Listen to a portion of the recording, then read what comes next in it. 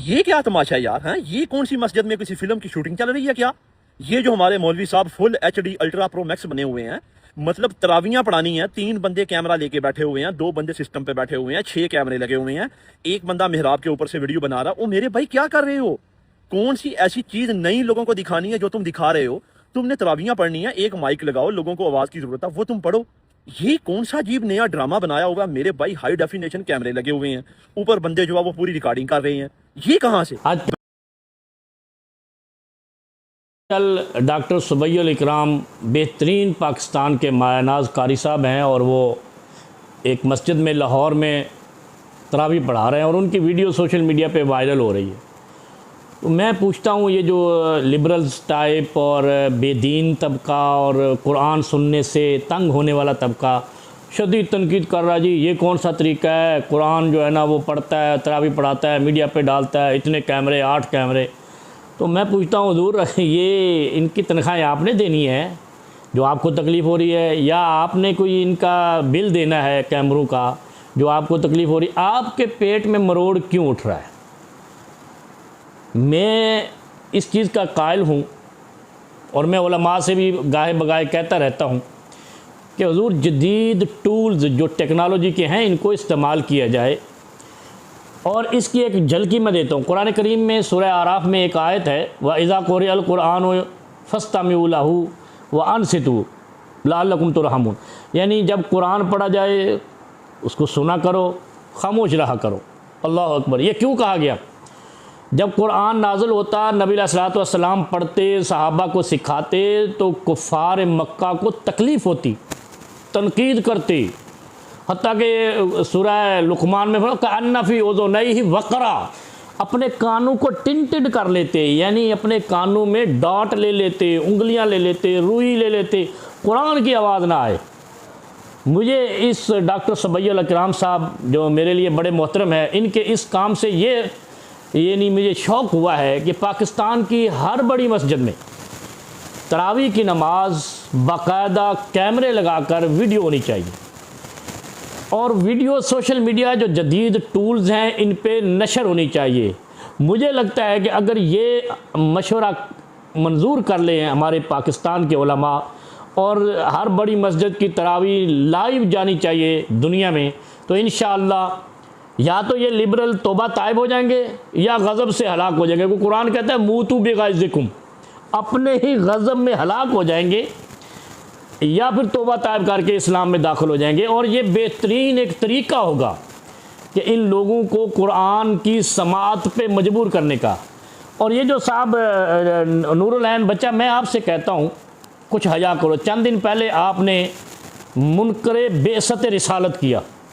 आपने कहा जी कि हदीस को छोड़ें, जो कुरान की आयत आती है उसको क्या करोगे, नबी की बात को क्यों लेना है? ये आपको पता है आप कितनी बड़ी बात करके, जिसका मैंने जवाब अभी कल की वीडियो में दिया है, व्लॉग में दिया है। अब भी मैं आपसे कहता हूँ कि आप हया करें और अपने ईमान की फ़िक्र करें। मौत बरहक है और वो आनी है, आपको हशर में पेश होना है। आपको कुरान से भी तकलीफ़ है, हदीस से भी तकलीफ़ है। आपको इस्लाम में क्या चीज़ पसंद है? आपको क्या तकलीफ़ है जो डॉक्टर सुबैयुल इकराम साहब की तरावी आ रही है? क्या कुरान सुन नहीं रहे लोग? दुनिया के पास कुरान की हुस्न लहन जा रही है, हुस्न सौत जा रही है, दुनिया कान लगा के सुनेगी।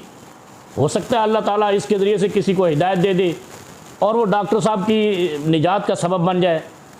अगर आपके पास तौफीक नहीं है, आप नहीं सुनना चाहते, आप कुफ़ार मक्का की तरह अपनी कानों में उंगलियां ले लें, टिंटेड करा लें, आप अपने कानों के अंदर रुई ठोंस लें, लेकिन दूसरों के नेकी के काम को अगर वो रियाकारी कर रहे हैं या तकब्बुर कर रहे हैं, तो ये तो दिल का मामला है और उनका रब से मामला है। अगर उनके यहाँ रियाकारी है तो इसका फ़ैसला भी उसने अपने रब से कर लेना है। अगर तकब्बुर है तो वो भी रब के सामने वो पेश होकर अपना फ़ैसला दे देगा। लेकिन बज़ाहिर जो इस्लाम ज़ाहिर का कायल है उसके नज़दीक तो ये तरावी का लाइव चलना और हर बड़ी मस्जिद से चलना काफ़ी सारी दुनिया की हिदायत का सबब बन सकता है, लोगों के कुरान की तरफ शगफ़ का सबब बन सकता है। और मैं इसीलिए अक्सर नाला रहता हूँ या माशरुल उलमा से कि ये जदीद टूल्स को समझते नहीं हैं, इस्तेमाल करते नहीं हैं। जब दुनिया चली जाती है आगे, फिर ये इनको समझ आती है कि अब ये भी काम करना है। मेरे भाई, मेरे उलमा, मेरे केडर के लोगों से गुजारिश है कि अपनी अपनी मसाजिद, जो बड़ी बड़ी मसाजिद हैं जहाँ मजमा और इज्तिमा बड़ा होता है, उनकी तरावी और नमाज दुनिया को दिखाएं, ताकि दुनिया को इस्लाम की हकीकत का इल्म हो। कैसे एक सफ़ में खड़े होते हैं, कैसे मिलजुल कर खड़े होते हैं, कैसे महमूद व अयाज बराबर खड़े होते हैं। अच्छा, ये ज़हन में रखें, ये जो तरावी की नमाज़ हो रही है, इसी तरावी के ख़ात्मे पे ईद नमाज़ होनी है। और ईद नमाज के बारे में नबी अलैहिस्सलातु वस्सलाम का हुक्म है कि ये मस्जिद में ना पढ़ी जाए, मैदान में पढ़ी जाए, खुले मैदानों में पढ़ी जाए। तो कल को आपको ईद नमाज पे भी तकलीफ़ होगी, तो यार मस्जिद में पढ़ी जा सकती थी, मैदानों में क्यों पढ़ रहे हो? ये तो मेरे नबी की सुन्नत है। अगर तरावी की लाइव ट्रांसमिशन और वीडियो के ज़रिए से जाना आपको बुरा लगता है, तो आपको तो ईद नमाज भी फिर बुरी लगेगी मैदान में।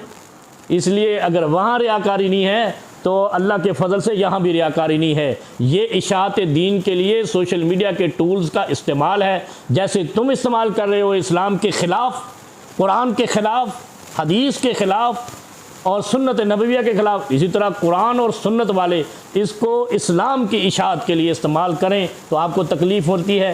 लिहाजा मूतू बेग़ैज़िकुम, लिबरल्स को पैगाम है, इसको सुनो, या तो अपने गज़ब में हलाक हो जाओ, या सुनकर अल्लाह तुम्हारी हिदायत का फ़ैसला करे और तुम ईमान पर आ जाओ।